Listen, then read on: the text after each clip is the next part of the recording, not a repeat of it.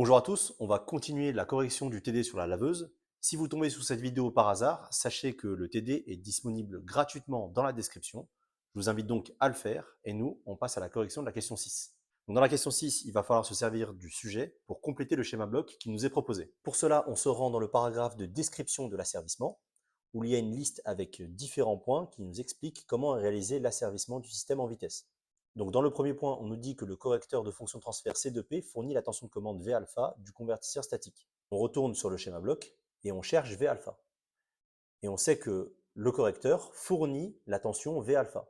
Le correcteur est donc juste avant la grandeur V alpha sur le schéma bloc. Il est donc ici. On nous dit également que le convertisseur statique, à partir de la tension V alpha, fournit la tension UM2P à la MCC.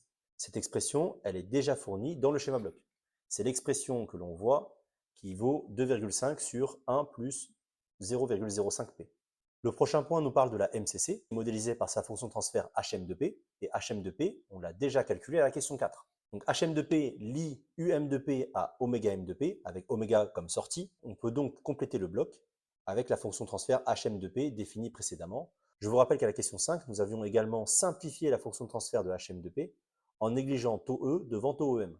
L'asservissement comporte également un réducteur de rapport de réduction K qui lie oméga à oméga M. Oméga est la sortie, oméga M est l'entrée. On peut donc écrire le rapport de réduction K au sein du bloc tout à droite sur le schéma bloc. Enfin, le dernier point de la liste nous parle d'un capteur de vitesse et le capteur de vitesse est modélisé par un gain pur G0 de 1 volt par radian et fois des secondes. Et forcément, le capteur va dans la chaîne de retour et la chaîne de retour, c'est la chaîne du bas. Donc, j'écris G0 au sein du dernier bloc. La question 6 n'était pas très difficile, mais comme souvent en SI, il faut aller chercher les informations dans le sujet. Il faut donc toujours prendre le temps de bien lire le sujet. Et de manière générale, lorsqu'on complète un schéma bloc, l'asservissement se présente toujours de la même manière. Il y a à gauche l'entrée, donc la consigne.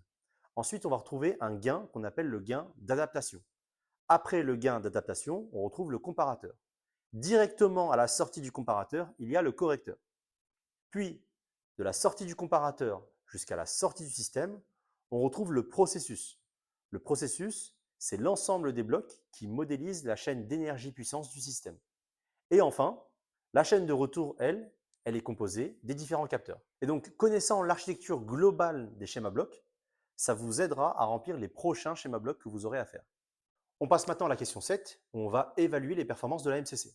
Alors, on avait déjà évalué les performances de la MCC en début de sujet, mais ici, le schéma d'asservissement a changé. On va donc évaluer les nouvelles performances de la MCC. Alors, je vous rappelle qu'il y a 3 critères de performance, la stabilité, la précision et la rapidité. Pour la stabilité, c'est assez visuel. La réponse converge vers une valeur finie, le système est donc stable. Et de plus, la réponse n'admet aucun dépassement. Pour la précision, on calcule la métrique epsilon 0% qui vaut la consigne d'entrée moins la sortie en valeur absolue divisé par la consigne d'entrée.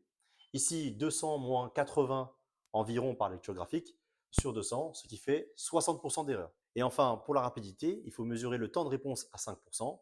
Ici, la bande des 5% était déjà tracée.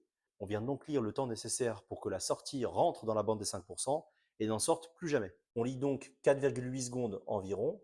Attention, la consigne s'est appliquée au bout d'une seconde. Il ne faut pas oublier de retrancher ces 1 seconde là. Et on trouve donc un temps de réponse à 5% de 3,8 secondes. Pour finir de répondre à la question 7, on va vérifier maintenant si les différents critères de performance répondent au cahier des charges. L'exigence 1.7 du cahier des charges nous impose aucun dépassement sur la vitesse. Et ici, c'est bien le cas. Donc l'exigence est respectée.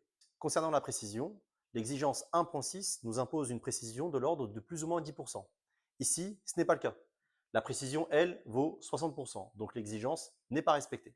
Et de la même manière, l'exigence 1.8 du cahier des charges n'est pas respectée, puisqu'il imposait un temps de réponse inférieur à 0,5 secondes. Et ici, le temps de réponse est de 3,8 secondes. On arrive à la question 8, où on nous demande de choisir le gain K pour que le système soit correctement asservi. Cette question, elle est extrêmement classique en asservissement. Il est donc capital de la maîtriser. Je vais vous montrer la méthode pour y répondre. Et une fois que je vous aurai montré cette méthode, je vous donnerai également un moyen d'avoir le résultat sans faire aucun calcul. Si le système est correctement asservi, alors on peut dire 2 choses. La première, c'est que la grandeur d'entrée est égale à la grandeur de sortie. Et la deuxième, c'est que l'erreur qui vient du comparateur est nulle. Donc cette équation traduit bien ce que je viens de vous dire à l'oral, c'est que oméga c fois Ka moins oméga p fois G0 est égal à 0. Maintenant, on isole les termes. Une fois que les termes sont isolés, on peut simplifier par oméga C et oméga P, puisque par hypothèse, si le système est bien asservi, alors ces grandeurs sont égales. Et après simplification, il reste Ka égale G0. Donc ce résultat-là, il était prévisible. Pourquoi est-ce qu'il était prévisible? Le gain G0 qui est sur la chaîne de retour permet de convertir la vitesse de rotation des roues de la laveuse en une tension. Tension qui va être comparée avec l'image de la consigne donnée en radians par seconde par l'utilisateur. Si le gain d'adaptation que vous choisissez, ici c'est Ka, si ce gain-là n'a pas la même valeur que le gain de la chaîne de retour, alors vous allez comparer des tensions qui ne sont pas comparables.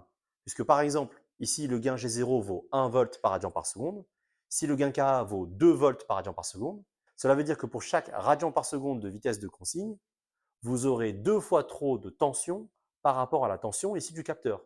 Et donc, vous ne comparez pas des tensions comparables. Finalement, la règle, c'est la suivante, et elle est très simple. Le gain de la chaîne d'adaptation est toujours égal au gain de la chaîne de retour si le retour est à la sortie du système. Si ce n'est pas le cas, il faut déplacer le point de prélèvement du retour jusqu'à la sortie du système, et ensuite vous pouvez dire que ce gain d'adaptation Ka est égal au produit des blocs sur la chaîne de retour, puisque quand vous allez déplacer le point de prélèvement dans le schéma bloc, vous allez faire apparaître forcément des blocs supplémentaires sur la chaîne de retour.